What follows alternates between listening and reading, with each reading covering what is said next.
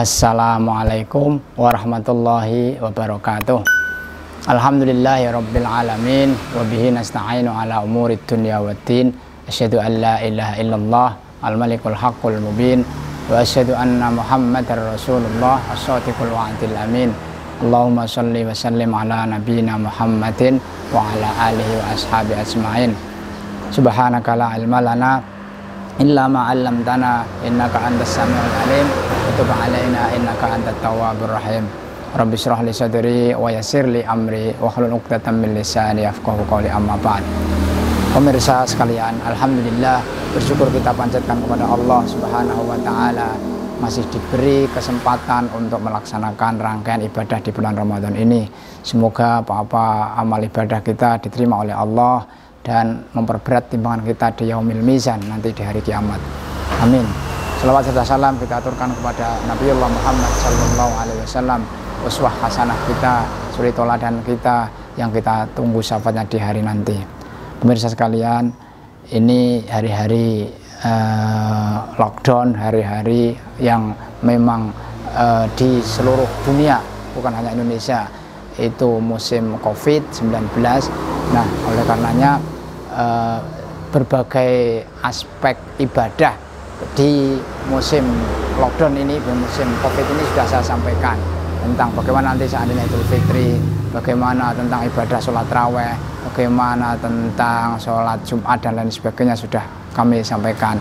Dan kali ini akan saya sampaikan efek dari kebijakan ini, yaitu kan adanya berbagai bantuan sosial, bansos, ya, bantuan sosial kepada masyarakat. Walaupun secara undang-undang itu sebenarnya PSBB itu menurut Undang-Undang nomor 6 ya, nomor 6 tahun 2018 tentang kekarantinaan kesehatan yang mewajibkan pemerintah memberikan bantuan itu ketika karantina wilayah.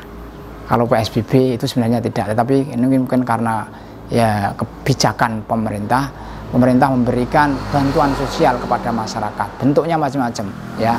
Bentuknya macam-macam. Ada yang bagi korban PHK, ada kartu prakerja, ada PKH, ada bantuan sosial yang terkait dengan fenomena ini. Untuk apa? Untuk supaya masyarakat lebih tenang.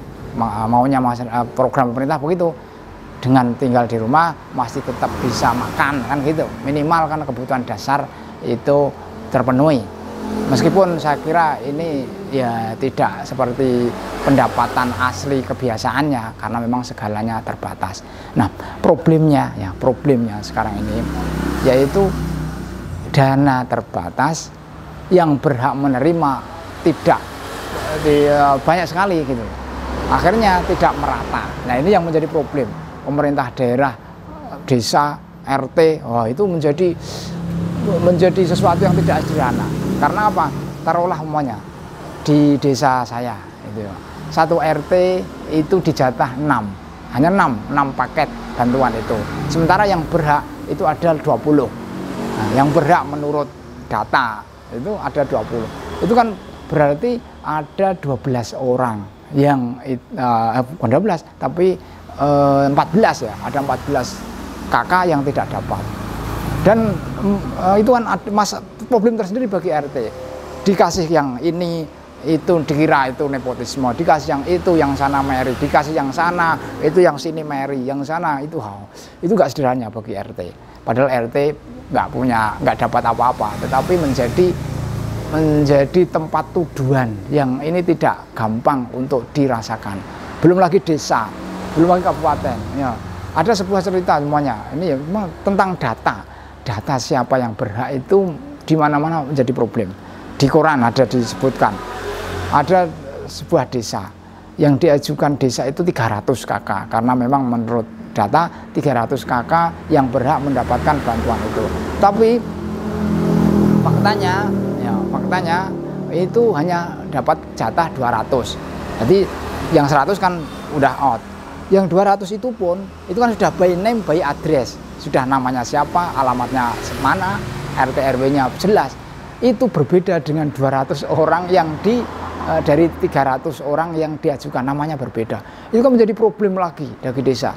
Nah, baik, ini tentu kita tidak akan saling menyalahkan siapapun, enggak. Cuman akan saya sampaikan hikmah di balik itu adanya sebuah ajaran dari ajaran Islam ini yang namanya al-isar. Apa al-isar? Isar itu begini, ini jarang orang tahu, dan kalaupun tahu jarang orang melaksanakan. Ya, karena apa? Ya ini berat. Al-isar itu berat, padahal itu sebuah akhlak yang sangat-sangat mulia di mata Allah Subhanahu wa taala.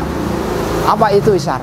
Isar itu mendahulukan orang lain meskipun dirinya sendiri membutuhkan.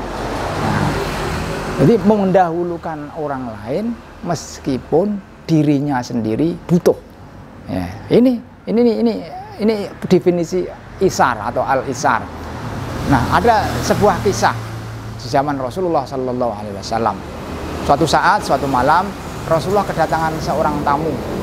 Nah, seorang tamu ini dari kaum muhajirin, orang muhajirin. Seorang tamu ke rumah Rasulullah. Rasulullah itu kan manusia sempurna, ya, maksudnya hebat. Ya, tentu sesuai dengan yang beliau sabdakan bahwa man kana yu'minu billah wal yaumil akhir falyukrim dhaifahu. Siapa yang beriman kepada Allah dan hari akhir supaya memuliakan tamunya, siapapun dia. Siapapun dia. Nah, ini tamunya Rasulullah itu dimuliakan oleh Rasulullah. Maka Rasulullah pun ke belakang. Untuk apa toh? Untuk menyuguh, mencari suguhan untuk tamunya itu. Beliau tanya kepada istrinya, "Wahai istriku, ini malam ada makanan apa? Ayo, ini ada tamu, silakan dikasih makanan. Yang punya apa kita dikasih makanan." Karena salah satu bentuk penghormatan tamu itu adalah menyuguh. Ya, kalau orang Jawa kan ada aruh, suguh, lungguh. Aruh itu ya disapa dengan baik, lungguh itu ya ditempatkan yang paling nyaman, suguh itu ya makanan itu. Nah, Rasulullah juga begitu kan. Nah, dicari suguhan. Ternyata ketika tanya kepada istrinya menjawab bahwa tidak punya apa-apa. Tidak punya apa-apa, makanan juga tidak ada. Jadi makanan tidak ada, snack-snack tidak ada. Jadi ya beliau berkata kepada Rasulullah tidak punya apa-apa. Dari sini kita bisa melihat ya betapa miskinnya Rasulullah dari kasus ini. Meskipun pada kasus yang lain beliau itu sangat kaya, ya. Tapi pada kasus ini betapa miskinnya beliau. Meskipun pada kasus lain beliau sangat kaya. Kenapa pada kasus lain beliau sangat kaya? Karena pada kasus yang lain Rasulullah itu setiap hari menjamu 70 orang ahlus sufah. 70 orang ahlus sufah. Siapa ahlus sufah? Ahlus sufah itu adalah orang-orang miskin yang mereka karena tidak punya rumah, tidak punya pekerjaan, tidak punya harta, mereka itu tinggal di pojok-pojok masjid, tinggal di Masjid Nabawi itu. Beliau menjamu 70 orang ahlus sufah itu. Nah, maka di sini karena Rasulullah malam itu tidak punya apa-apa, ya, jadi tidak punya apa, akhirnya beliau datang ke masjid. Kebetulan di masjid masih banyak sahabat yang masih duduk-duduk di situ. Beliau bertanya, "Wahai para sahabatku, aku kedatangan seorang tamu. Ayo, siapa yang mau menerima tamuku?" Saya. Berebut. Mereka saling berebut untuk menjamu tamunya Rasulullah. Maka kemudian Rasulullah menunjuk, kamu, Abu Tolkah, kamu yang tunjuk jari pertama kali ke sini." Maka Abu Tolkah pun datang. "Ini, Pak, Mas, ini Abu Tolkah yang siap menerima engkau menjadi tamunya. Silahkan ikut Abu Tolkah." Maka tamunya Rasulullah itu pun pergi ke rumah, ya balik ke rumah. "Ayo Mas, ke rumahku." Dibawa ke rumahnya. Nah, betapa bahagianya Abu Tolkah. Kenapa? Karena malam itu beliau mendapatkan keistimewaan untuk menjamu tamunya Rasulullah Sallallahu Alaihi Wasallam. Maka kemudian dipinarakan, silahkan duduk di ruang tamu, dipinarakan, suruh duduk, dan Abu Tolkah ke belakang. Untuk apa? Ya seperti biasa, kalau kita dapatkan tamu, kita suruh duduk di ruang tamu, terus kita ke belakang untuk mencari sesuatu yang bisa disuguhkan. Abu Tolkah tanya, "Wahai istriku, ini malam-malam istimewa. Kenapa? Karena malam ini kita kedatangan tamu istimewa, tamunya Rasulullah. Tamunya Rasulullah. Ayo, diistimewakan. Apa yang kita punya, makanan yang kita punya, makanan terbaik, minuman terbaik, ayo kita keluarkan semua, kita berikan kepada tamunya Rasulullah itu. Nah, ternyata setelah dicari di mana-mana, di tempat mana-mana, dicari itu malam itu tidak ada makanan sedikit pun di rumahnya Tolkah itu. Nggak punya makanan. Coba bayangkan, sudah terlanjur siap menerima tamu, ternyata istrinya bilang tidak ada makanan malam itu. Kalau kita nih, saya kira semiskin kita, semiskin kaum muslimin yang ada di Kabupaten Sragen, taruhlah ya, itu tidak ada yang satu malam itu tidak punya apa-apa. Saya kira tidak ada. Pasti punya. Mungkin ada beras, mungkin ada supermie, mungkin ada indomie, mungkin ada telur, mungkin ada apa. Mungkin kita punya uang sehingga bisa nelingsut ke belakang mencari gorengan atau mencari apa di warung sebelah dan lain sebagainya. Tapi malam itu Abu Tolkah tidak punya apa-apa. Maka kemudian istrinya bilang, wahai Abu Tolkah, malam ini ternyata kita tidak punya apa-apa. Waduh, gimana ini? Gimana ini? Betapa paniknya ini Abu Tolkah. Tapi kemudian tercerahkan gini. Istrinya bilang, wahai Abu Tolkah, ini ada sepiring bubur, tapi ini jatah bayi kita. Nanti kalau dia bangun baru kita kasihkan, baru akan saya kasihkan. Dia masih tidur. Udah, mana? Itu mana? Buburnya mana? Dan itu bayi ditemani tidur. Nah, orang Jawa ya, dikeloni turu. Supaya apa? Supaya tidak bangun. Ya, benar. Akhirnya itu sepiring bubur itu dia diterima oleh Abu Tolkah. Nah, tapi sebelum memberikan kepada tamunya, Abu Tolkah ke ruang tamu. Mas, maaf ya, ini lampunya tak perbaiki dulu, ya. Kan ya lampu zaman dulu kan lampu kamu nggak tahu bentuknya, tapi yang jelas tidak listrik seperti hari ini. Apa yang dilakukan oleh Tolkah? Ya, akhirnya Abu Tolkah itu ternyata mematikan itu lampu, dikempros brus itu kan mati. Nah, dalam keadaan gelap itu Abu Tolkah membawa dua piring. Piring satu yang isinya bubur bayi diberikan kepada tamu, piring satu dia pegang. Maka malam itu dalam keadaan gelap Abu Tolkah bilang, silahkan dirahapi, silahkan dinikmati, adanya seperti ini, maaf sekali dan lain sebagainya. Jadi tamu saat itu klonteng makan bubur, sementara Abu Tolkah klonteng ya hanya klonteng, nggak ada apa-apanya.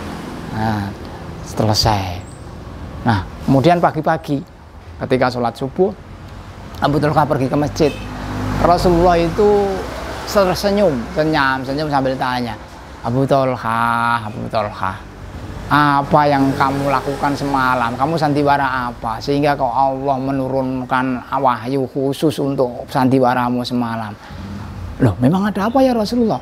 Ini loh, Allah menurunkan surat Al-Hasyr ayat 9. Surat Al-Hasyr ayat 9. Apa bunyinya? A'udzubillahi minasyaitonirrajim.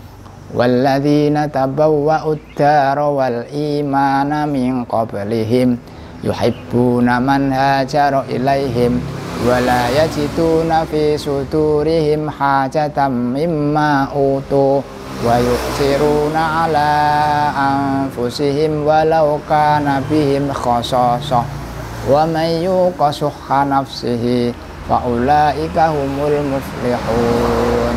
Nah, ini surat Al-Hasyr ayat 9. Ya. Walladzina tabawwa'ud dara wal imana min qablihim, dan orang-orang yang sudah lebih dahulu ada di Madinah, ya, yaitu orang-orang Ansor, ya. Yang mereka itu sudah lebih beriman.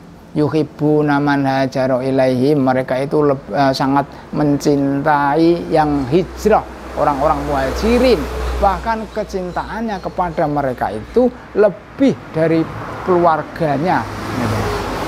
Itu nama wa yu'thiruna anfusihim walau kana bihim khasasah. Ini yu'thiruna itu al-isar, mendahulukan orang lain. Nah, jadi pemirsa sekalian, apa yang dilakukan Abu Tolkah apa yang dilakukan Abu Tolha itu menjadi asbabun nuzul. Asbabun nuzul, sebab turunnya ayat 9 surat Al-Hasr. Karena apa? Karena beliau telah berbuat isar, sesuatu yang sangat berat. Beliau butuh, bubur bayi itu butuh untuk bayinya. Bahkan diri sendiri, istrinya nggak ada makanan apa-apa, karena bayinya itu butuh, sangat butuh, bayinya butuh. Tapi karena cintanya kepada orang muhajirin, kepada orang lain, maka itu bubur bayi itu diberikan juga. Nah, inilah al-isar. Maka apa kesimpulan dari kisah ini dan ayat yang saya sampaikan tadi? Ini musim-musim bansos. Ya, musim bansos. Rata-rata kebanyakan kita itu kan mesti pengen dicatat sebagai penerima bansos. Nah, aku miskin. Seperti itu. Karena apa? Karena ini kita nggak punya sifat isar. Nggak punya sifat isar. Kita sudah punya, kita punya motor mungkin lebih dari 2, TV ada, HP, Android, komplit apa. Tapi kita merasa miskin. Karena apa? Ingin supaya dicatat sebagai orang yang menerima bantuan. Ini kan menjadi ruwet ini, menjadi ruwet, menjadi aparat yang harus membagi itu jadi susah. Karena apa? Karena semua merasa miskin, semua ingin mendapatkannya. Padahal kalau ada di antara satu RT mereka punya isar, nggih pun Pak D mawon, pun bulik ki mawon, wong Pak D kae baik, kula jek iso, wis kula sak ceker-cekere jek iso maem, wis mriko mawon. Oh itu wah, luar biasa. RT jadi padang jenggelang, tidak pusing. Ini RT pusing bener ini. Karena apa? Ya karena tidak ada yang punya sifat isar. Bahkan ada satu kisah ini, kisah yang disampaikan oleh Wakil Bupati Sragen, Pak Wakil Bupati Sragen itu beliau cerita ingin verifikasi. Kan kantor Kabupaten Sragen itu kan ada kantor yang mengurusi orang miskin nih. Beliau ingin coba sesekali verifikasi apakah orang miskin yang di dalam data itu memang benar miskin. Ya. Apa yang dilakukan? Beliau dengan sandal, pakai motor, pergi ke sebuah alamat yang ada di data itu. Beliau pergi beliau nggak cerita di mana itu tempatnya. Nah, apa yang ia lakukan? Ternyata dia ingin verifikasi, membuktikan apakah memang benar miskin. Dia ketika sampai di alamat, assalamualaikum, waalaikumsalam, dijawab oleh seorang laki-laki. Apakah bapak namanya ini? Oh ya, saya sendiri. Oh ya, alhamdulillah. Terus bapak namanya ini? Iya, saya sendiri. Saat itu bapak itu baru main HP. Lah istri bapak di mana? Lah itu juga istrinya juga baru main HP. Bapak punya anak? Punya. Kelas berapa? Kelas SMA, yang satu SD. Anaknya yang SMA main HP, yang SD juga main HP. Ini bayangkan, bapak main HP, ibu main HP, 2 anak main HP. Terus dia melihat di garasinya itu ada 3 motor, ada TV. Nah, terus dia tanya, bapak kerjanya di mana? Oh, saya kerja di sebuah perusahaan ini. Lah ibu ada apa pekerjaan? Lah jualan di pasar. Nah, jadi dia bukan pengangguran, dia pekerja. Ibunya juga bisnis kecil-kecilan, ya punya bisnis. Tetapi dalam data itu dia termasuk orang miskin yang mendapatkan bantuan dari pemerintah itu. Terus Pak Wakil begini, Pak, ini kenapa? Ini lantainya kok tetap tanah seperti ini? Kok nggak di mester, nggak di plester atau nggak di keramik? Kan Bapak punya pendapatan, Ibu cuma. Apa jawabnya? Ini yang tak terduga. Pak, nanti kalau ini saya plester, kalau saya perhalus, kalau saya keramik, saya dicopot dari penduduk miskin sehingga saya tidak dapat bantuan lagi. Nah, ini logika yang merusak tatanan sosial seperti ini. Dicatat sebagai orang miskin supaya mendapatkan bantuan-bantuan sosial itu. Kita sebagai kaum mukmin mestinya tadi, ayo model Abu Tolha ya. Ya, Abu Tolha apa? Tadi mendahulukan orang lain walaupun dirinya sendiri butuh. Ya, saya kira kita tidak akan sengsara lah umpama tidak mendapatkan bantuan sosial yang hari-hari ini paling bleber ya. hari-hari ini mengalir dari pemerintah, dari lembaga zakat, dari macam-macam, itu insya Allah kita nggak akan miskin. Nggak akan miskin. Karena apa? Ya seberapa sih bantuannya? Bantuannya nggak seberapa. Nah, itu nggak bikin kaya. Nggak bikin kaya. Tapi kalau kita punya sifat isar, ya luar biasa. Itu memudahkan semua. RT mudah, kepala desa mudah, camat mudah, bupati mudah. Karena apa? Ya karena ini bantuannya terbatas, sementara banyak orang yang ingin mendapatkannya. Nah, maka di sini, ayo mumpung puasa, sifat isar ini kita kembangkan di hati kita, mendahulukan orang lain. Kalau ada bantuan silakan, Pak D itu duluan, Pak Lek duluan, itu duluan. Saya nggak usah digagas. Ya, karena apa? Saya masih bisa dapat uang kalau hanya untuk makan. Kalau semua susah, memang semuanya susah. Tetapi ini sifat isar ini, ayo kita kembangkan di jiwa kita masing-masing. Sehingga apa? Sehingga kita menjadi orang istimewa di bulan Ramadan ini, menjadi pemudah urusan di masyarakat, menjadi lancarnya bantuan sosial ini. Karena kalau tidak, sungguh ini betul-betul rumit benar bantuan sosial yang menjadikan masyarakat itu malah ramai, saling fitnah, saling tuduh dan lain sebagainya. Tapi kalau ada masyarakat itu, kita ini isar, punya sifat isar, insya Allah semuanya lancar, semuanya enak. Nah, jadi begitu pemirsa sekalian, semoga bermanfaat. Kurang lebihnya mohon maaf. Aku qouli hadza fastaghfirullahaladzim. Wassalamualaikum warahmatullahi wabarakatuh.